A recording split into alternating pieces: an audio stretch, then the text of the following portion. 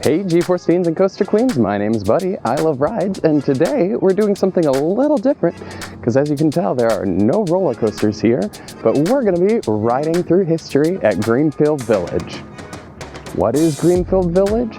It's an interactive history museum in Dearborn, Michigan, and it's part of a complex where there are three different museums. You have Greenfield Village, you have the Henry Ford, which is a museum dedicated to Americana and American history from the Declaration of Independence to today.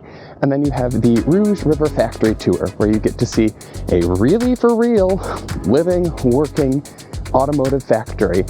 But today, we're going to be focused on Greenfield Village, which, even though it only has one carousel, has quite a bit of amusement park history. So let's do this. When Henry Ford's childhood home was slated for demolition in 1919 due to road improvements, he decided that he was going to relocate it and bring it back to its 1876 condition, which is when he remembered the house as a 13-year-old. He spent months and months faithfully recreating the home, and he actually had potters hand recreate pottery that was found in the ruins of the relocated home. He was taken aback by how thrilled people were with seeing the historical recreation and started building more and more recreations throughout the country, and decided to have one of his draftsmen at Henry Ford Motor Company draw up plans to create Greenfield Village, where it would have a town hall, a school, an inn, create a nice little green field, which might sound a little bit familiar to some of the amusement parks we're used to today. So, standing in front of Ford's original childhood home that he faithfully recreated. People loved it, and Greenfield Village was born. So let's keep moving down the road, and we'll end up towards our first ride of the day. Greenfield Village wasn't designed to be any specific place, time, period. It was meant to be a celebration of all things American. It's home to houses and places that iconic American names worked and lived in, such as Henry Ford, Thomas Edison, Heinz, Firestone, and it represents a different era of historical preservation where people would take things and preserve them.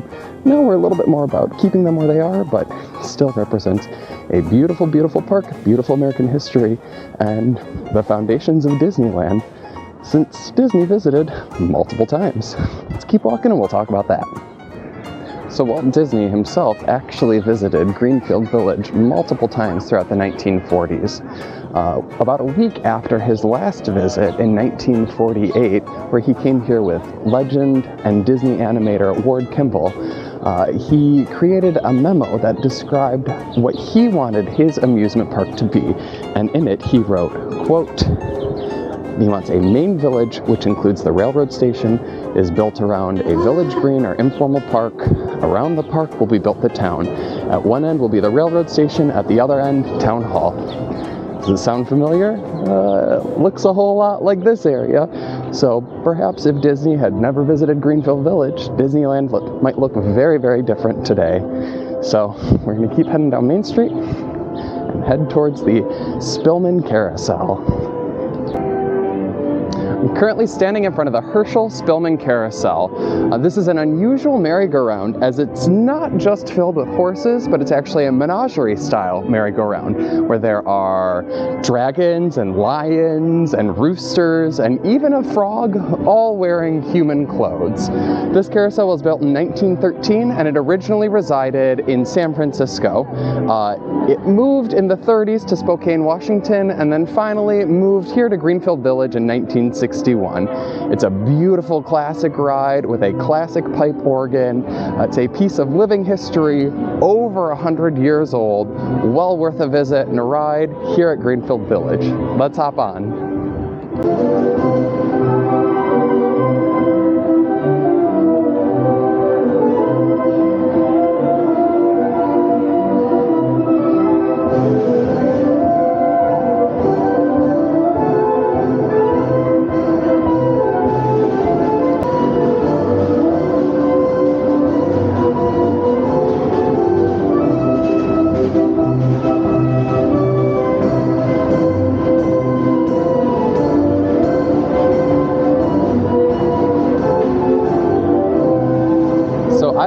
too many carousels where you can ride a frog while sitting in front of a zebra, a rooster, and also see the inner workings of the pipe organ band. It's definitely a unique piece of history. Beautiful, beautiful ride, and you get 2 songs on this carousel. It will be the longest carousel ride of your life. Definitely come here, give it a try. Try out the frog, the rooster. Which is your favorite animal? Let me know in the comments below.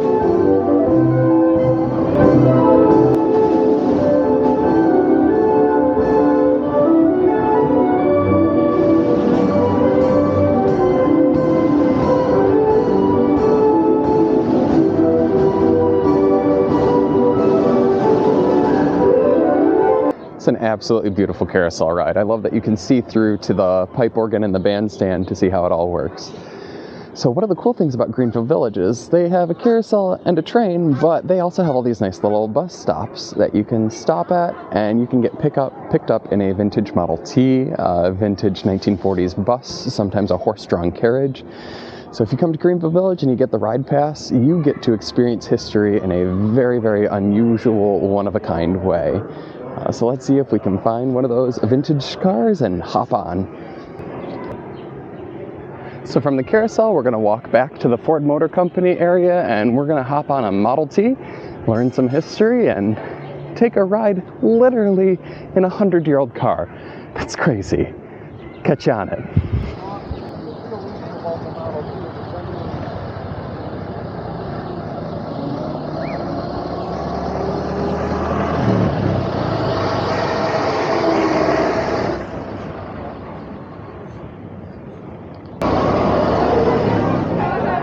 And now let's hear from Mike, who's going to tell us the history of the Model T as we take a ride around Greenfield Village. Catch you on the Model T.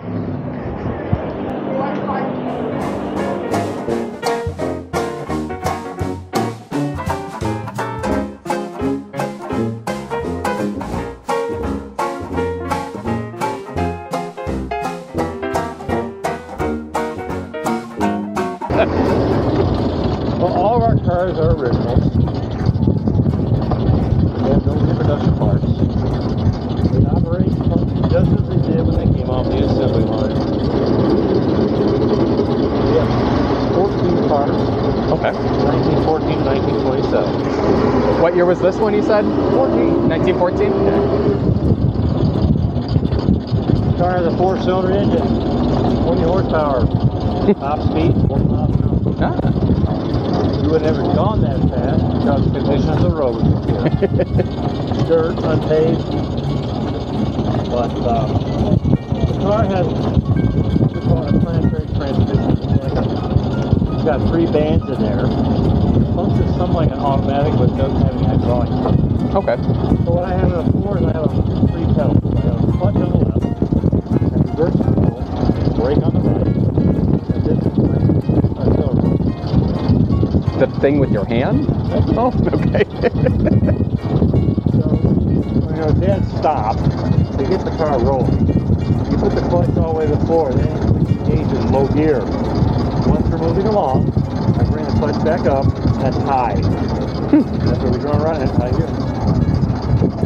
The car's got 20 miles per gallon. They all burn kerosene or an 87 octane gas. The gasoline back then was a byproduct. Manufactured kerosene. All they got dumped in barrels, taken to the country store or whatever you got. It'll burn it. When you bought a car, you got a toolbox and an owner's manual. The owner's manual, in great detail, explains to you how to drive the car. Plus, in great detail, it explains you how to repair it as well. Because when you took it out in the country, there was no one else. Yeah. You weren't on AAA, the filter car, nothing anywhere you could go.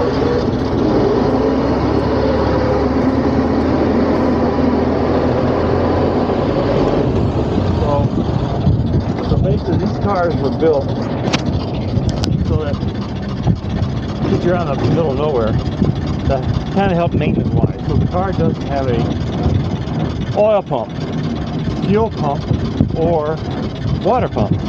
The carburetor is gravity fed. It's sitting on the right hand side of the engine. The gas tank is under my seat.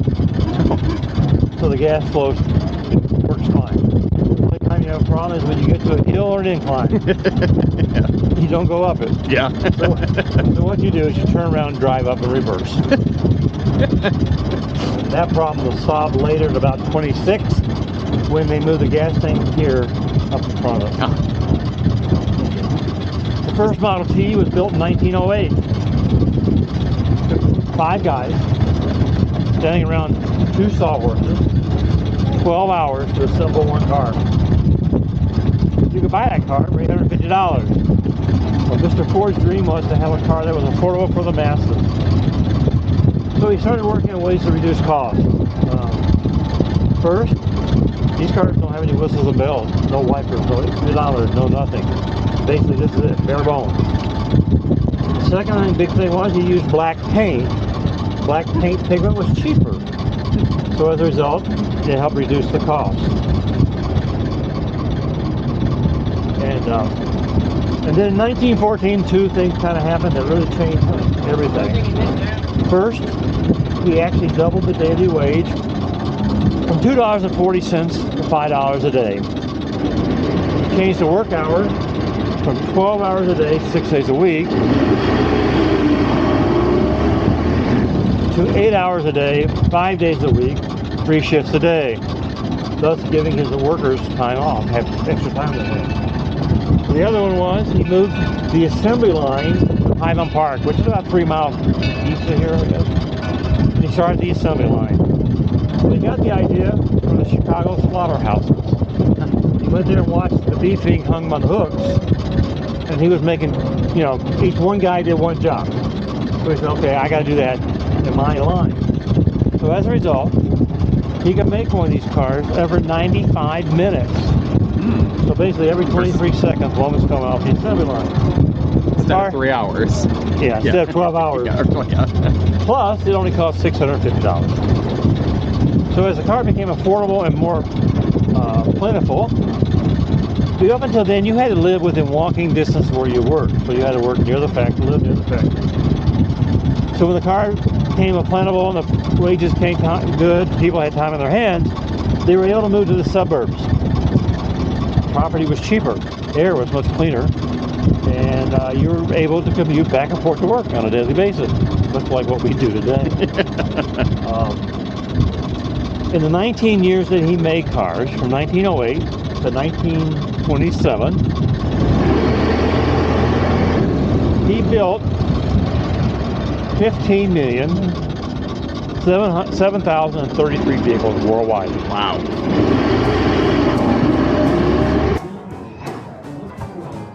Greenfield Village is host to a ton of steam engines. They're absolutely beautiful.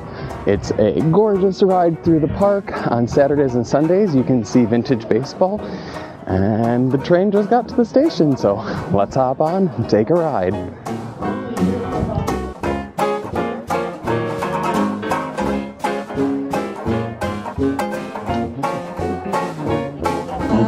Eating or drinking anything but water aboard the Greenfield Village Railroad.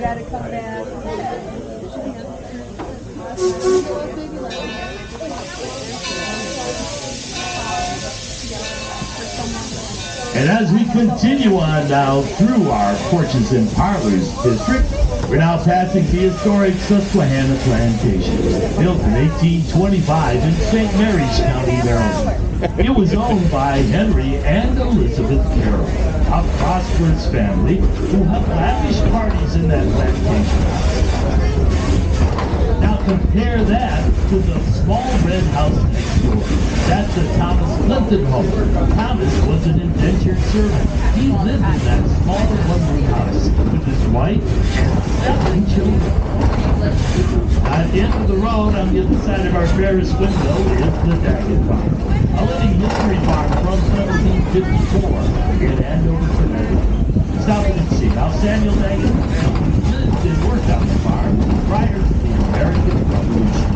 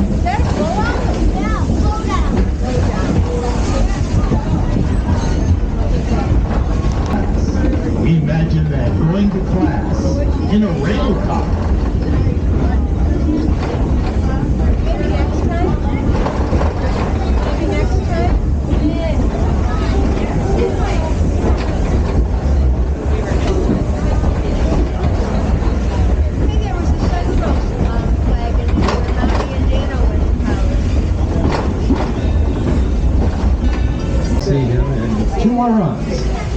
And right now we're heading into our Railroad Junction district here at Greenfield Village, and the building you see here is our Smith Street Depot. Built in 1958, it was located in the small Michigan town of Smith Street. Yeah, it's roughly 8.5 miles southwest of Fort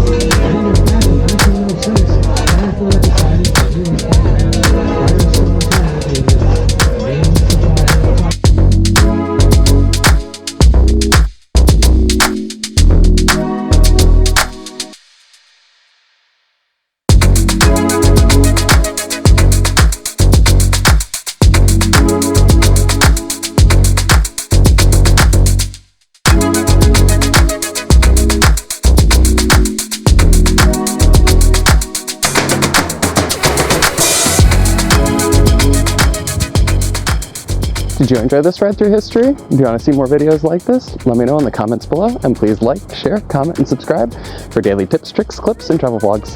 Good morning! My name's Buddy. I love rides. It's been a beautiful day through history, and I hope you come to Greenfield Village soon. Catch you on the flippity flip.